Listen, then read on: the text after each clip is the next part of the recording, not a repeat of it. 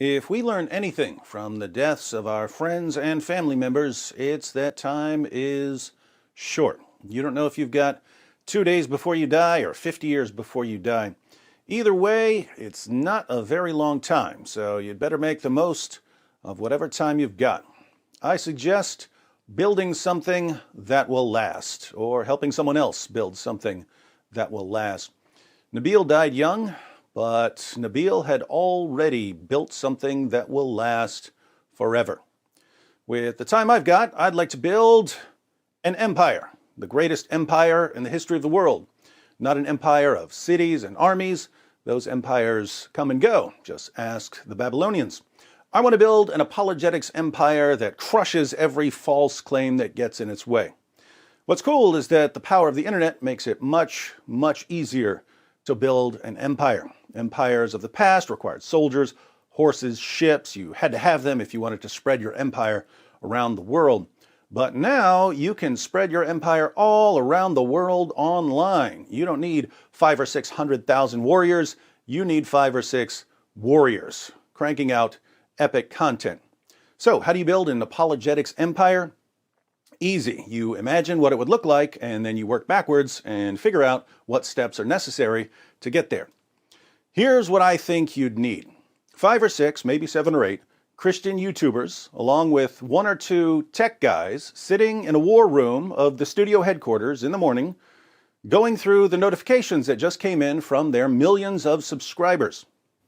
Okay, there's been a terrorist attack in Nigeria. Who's on it? You? All right, let's make sure we get that out by noon. Who wants to help him go through all the articles so we make sure we got the best information possible? You? All right, you're partners for the day. Chris Rock just said something really stupid about Jesus. It's all over social media. Who's going to respond? All right, you're on it. What else? Oh, the famous skeptic duo, Super Atheist and the Hitch Slap, just posted a new video claiming that they can ground objective morality in their own personal feelings. Not sure that's even worthy of a response, but let's go ahead and watch their new video and then decide whether we're going to point out how stupid it is. After that, the rest of us can finish recording that skit about Muhammad allowing his followers to hire prostitutes. Let's make sure we're all done by 7 because we are going live at 8. And remember, teamwork makes the dream work. Because you can reach so many people so quickly on the internet, I believe that all you really need is a small, well-organized, disciplined, dedicated group of content creators with a bunch of viewers who help spread the content. And you can wreak havoc on the nonsense that's circulating on the internet. They would put out so much content so consistently that their opponents would be reeling, unable to recover from the onslaught. Now, the power of technology also allows people to spread false claims and stupid ideas rapidly. But false claims and stupid ideas are inherently weaker than true claims and good ideas. And if every time someone makes a stupid claim, you smack it down instantly, same day, people will eventually start to catch on. The internet is full of crap. It needs a laxative. We are that laxative. So you wouldn't actually need much for a global apologetics empire. How long would it take to get there? With maximum effort, probably about 2 years. It's good to set a time frame. As soon as you do, your brain starts coming up with ways to make it happen. What are the steps in building an online apologetics empire? First, you need a pool of Christian YouTubers. Keep in mind that there's a difference between someone who posts videos on YouTube and a YouTuber. A YouTuber is someone who lives on YouTube. Most Christian apologists are still focused on speaking in churches and on college campuses and on writing books and blog articles. Many of them post content on YouTube, but YouTube is secondary for them. We need more apologists for whom YouTube is primary. There aren't a lot of us. As far as I know, I was the first full-time YouTube Christian apologist. Maybe you can think of someone who did it before me. I can't think of anyone. I can only think of 2 or 3 full-time YouTube apologists now. Given the importance of the internet, I'd say that's a shame. Christians still haven't recognized the historical significance of the information revolution we're in right now. If Christians had recognized the significance of the age we're in, churches would have dedicated resources to funding dozens, if not hundreds, of full-time online apologists and evangelists. There has never been a better time in history to spread the gospel and to defend it and to correct false teachings than right now. Sadly, we are lagging way behind here. We need to fix that. As far as getting some more full-time Christian YouTubers, we can learn from apologetics ministries that came before us.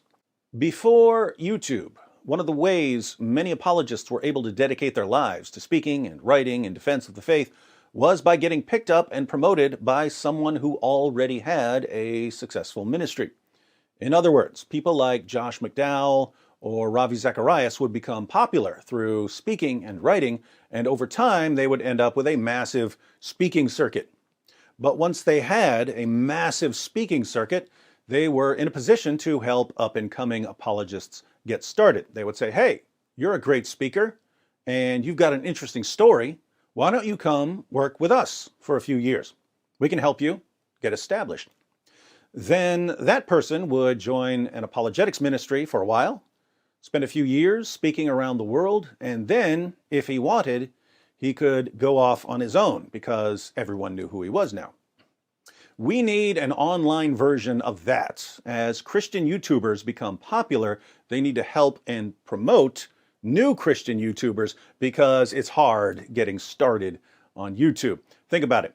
If you're just getting started on YouTube, you could make the greatest video on the existence of God ever. And who's going to see it? You have no subscribers. That's where already established YouTubers come in. If we see someone who's got some good content but who can't get many views, we can help him. Sometimes a new YouTuber might need better equipment. His camera or mic might be garbage, so we get him some better equipment. Sometimes he just doesn't understand how to optimize his videos. He doesn't know how to make catchy titles or thumbnails or how to write his descriptions or add keywords. He doesn't understand how the YouTube algorithm works. So we train him. Sometimes he just needs help getting his first 1,000 or 10,000 subscribers. So we tell our subscribers about him, and many of them go subscribe. This can snowball very quickly. If I help 2 or 3 channels blow up, then there are suddenly 3 or 4 of us. So when we see someone new come along, we've got 3 or 4 channels that can promote him. Soon there are a dozen channels working together, and we can blow up a new channel overnight. Channels that blow up are then supported through crowdfunding, and in a very short while, we have a bunch of full-time Christian YouTubers cranking out daily content, flooding the internet. 5 or 6 of those YouTubers who aren't glued to their current location then move to the same area and start putting out content as a team. They continue making videos for their own channels, but they've got a team to help them. And they go live as a team every night, 365 nights a year, online, free for all, taking all challenges. And there are lots of other things a team of YouTubers can do when you've got a team of YouTubers, all of whom know how to create engaging content. They can figure out ways to get all of that information that's currently in books into videos. These books, they contain lots of amazing material that just isn't available in video form. But many people today learn from videos. So we get all of the relevant information from the books into videos so that everyone in the world with an internet connection has access to the best information available. That's how you build an apologetics empire. That's what I'll be working on this year. I want to baptize the internet. I've been told by several of the people who know me best that I always think like a military general. Anyway, there's a lot of other stuff going on this year, some of it behind the scenes. In February, about a dozen or so Christian YouTubers are getting together for several days to discuss strategies for the near future. We're going to put together everything we know about YouTube and social media implement a number of new strategies for 1 year, and then put together our own training course on how to crush it on YouTube. A training course is crucial because wherever I go, people come up to me and say, "Hey, I'd like to do apologetics on YouTube, but I don't know where to start. What advice do you have?" Well, we're going to put everything together for the next generation of Christian YouTubers. We'll probably have a beginner's course, an intermediate course, and an advanced course, but we're going to make everything we've learned available for others. Jorge, who's with Cross-Examined, Frank Turek's ministry, said that once we're ready with the training, he'll put together yearly conferences where people who want to do YouTube come out, go through the training, and then as part of the conference, make 1 or 2 videos that will then be watched and critiqued by others. The reason this is awesome is that if you ask a bunch of 50-year-olds in church how many of you would like to do YouTube, there might be 1 or 2, but never a lot. They grew up before YouTube took off. But if you go down the hall to the youth meeting and ask them the same question, it's all of them. Young Christians would love to be online influencers, and we would love to train them. You know, I'd like to train them because I believe that they're going to do YouTube better than we do it. We're the pioneers. We had to figure out a lot of things by trial and error, but the next generation grew up on YouTube. And when they get going, they are going to run circles around us. Speaking of conferences, a bunch of Christian YouTubers are getting together in April for a conference where we give presentations on apologetics. Everyone is invited, and it will also be live streamed. It's kind of experimental. We don't know if people want to actually show up to events when they can just watch us online. But we're going to try a conference and see how it goes. Due to the campaigning of Mike Winger, I got outvoted on the conference name. I suggested Apologetics Roadshow. Winger campaigned for Apologeticon and won. If the conference doesn't work out, we know who to blame. There's a lot of other stuff going on behind the scenes, but some of it is top secret. If you want to help build the empire this year, I think the most important step right now is helping some other YouTubers. The first 2 I can think of are John McCrae and Vocab Malone. John McCrae, aka Whaddo You Meme, went from 0 to well over 40,000 subscribers in almost no time. He responds to anti-Christian memes and atheist videos, and he does a lot of commentary on current events. But I happen to know that John is almost killing himself to put out videos. He's got a horrible job. Well, he's got a perfectly good job, but it's a horrible job for someone who makes YouTube videos. It's a job that drains all your brain power all day long, so that by the time you get home, you don't want to do anything that requires thinking. John does it anyway. But John almost has enough support to go full-time. And the reason I'm recommending him is that when John all of a sudden has all day to make videos, he's going to be putting out way more content and his channel is going to explode. If he goes full-time in 2020, he won't have any trouble hitting 100,000 subscribers by the end of the year. And I think he'll probably hit 1 million subscribers in the next 2 to 3 years, making him the second YouTube apologist to reach 1 million subscribers. I'll be the first, John will be second. If you want to check out John's work, I've got a link to his channel in the description box. If you want to support his rise, he's got channel memberships and he's on Patreon and Subscribestar. I've got a link to his Patreon page in the description box. Even if John isn't putting out the kind of content you're interested in, I'm saying that because some people follow me primarily for information about jihad and Sharia and aren't really interested in responses to atheists. Even if you're interested in different kinds of content from what John is covering, please support his work, even if it's just for a few months. You don't have to sign up to support him for 5 years. I believe that John just needs a window of opportunity, and that once he's putting out videos every day, he'll have all the support he needs. So if you can, please support John. Then, of course, there's Vocab Malone. Keep in mind that without Vocab, there would be no Islamicize Me, there would be no Muhammad's Boom Boom Room. We record those videos at Vocab's house, and we destroy his house and break all of his stuff in the process. We've broken his walls, we broke his door, I once flooded his house, we burned his pictures. I'll be like, yo, Vocab, we need to smash a laptop for this video. Give me a laptop. But it's my laptop. Come on, it's for a video. Or I'll be like, Vocab, we need to smash a chair for this scene, so bring me your least favorite chair. Then the next time we're recording, hey, Vocab, bring me your next least favorite chair. And what's cool is that Islam's not even his main interest. Vocab focuses on refuting a cult called the Black Hebrew Israelites. And there are Black Hebrew Israelites who will tell you that even though their killing spree hasn't started yet, Vocab is first on their list when they do start their killing spree.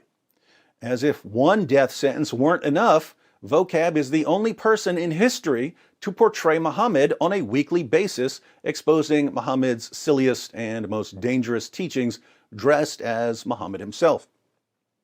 Always support the people who do the most dangerous work. Vocab hasn't told me that he even wants to go full-time, but he does have some expenses that it would be good to help cover. He is taking his security seriously. I showed up at his house a couple of months ago, and he had a security expert there telling him, you need lights out there in your yard, you need cameras here, you need to fix those windows so people can't get through them. He's already having a lot of the recommended equipment installed. I want to make sure that he has whatever he needs for any security upgrades. Apart from that, whatever extra money Vocab has, he uses it to travel to some city, and he finds the local Hebrew Israelites as they're out yelling at people on Saturdays. Vocab shows up with cameras rolling, and he challenges their claims. They almost always back down, assuming they don't call police on him. But by the way, how scared are they of Vocab Malone that they'll call Esau to protect them from him? Let's make sure Vocab has enough for security and for travel and for any equipment he needs.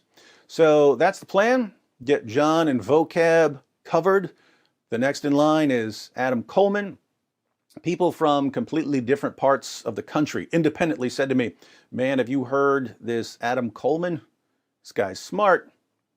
Adam has been doing long podcasts for a while. His friends convinced him that he needs to up his game on YouTube. Once he gets in his groove, he'll be the next channel to blow up. If you want to support my channel, you already know I'm on Patreon and Subscribestar. And now I have channel memberships. I didn't think they'd last a month, but they're still there. So if you want to join the Boom Squad, click the join button. Also, I keep forgetting to tell people the PayPal link that's in the description box of my videos, that goes to a 501c3. So if you want a tax receipt for donations, use that PayPal link. It goes to a 501c3 called FACT. I usually use the money from that for travel expenses or new equipment, but whatever donations you send through that PayPal link, you'll get a tax receipt at the beginning of the new year. Actually, if you're watching this video today, the day I post it, it's still technically 2019. So if you donate through PayPal today, it still counts towards the 2019 tax year. That's about it for now. Got some awesome stuff coming out in 2020. Got some awesome stuff coming out this month. Got some awesome stuff coming out this week. These are epic times to be a Christian. Let's make history.